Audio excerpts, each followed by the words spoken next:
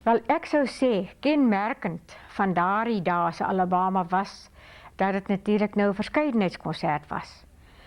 En dan het ons 'n boereorkesie gehad en volksspelergroepe en solo items soos voordrag items en sangsolos en vioolsolos. En aan die einde van die program was daar altyd 'n toneelstukkie. En daar het ons baie pret gehad. Want die dialoog was nie een aan dieselfde nie. En hulle het mekaar so poetsig gebak. En dan moes almal improviseer om nou weer aan te pas by daardie dialoog en sodat die gehoor niks agterkom nie. So sê dit is nou 'n tipiese 40er jare optrede gewees. Ons het 'n wa gehad wat tot ons beskikking was, 'n hele passasierswa. En daarin het ons nou maar geleef en gewoon en geslaap. By elke dorpie het hulle nou die wa afgehak.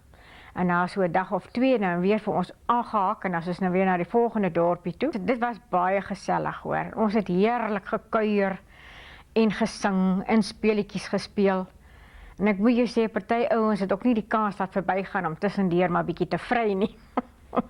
Ons het baie van die bekende Alabama keise van daai dae het maar op die trein begin. Kyk, ons het nou altyd op die klein plattelandse ou saaltjies was daar maar min geriewe, swak beligting en so aan.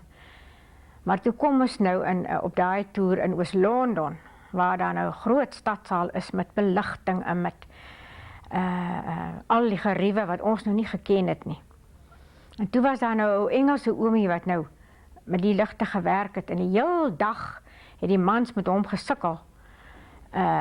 En vir hom gesê, nee, nou moet hy die ligte so stel en dan moet hy die ligte so stel en die oomie was naand so verbouwereerd, want almal het vir hom instruksies gegee. In die aand, toe het Engela Kombrink so 'n voordrag gelewer oor plakkies, so gammat gedig. En op 'n stadium toe sê sy, en daar lê ou plakkies lights out. En daar sit die ou oomie al die ligte af. Dat was baie snaaks.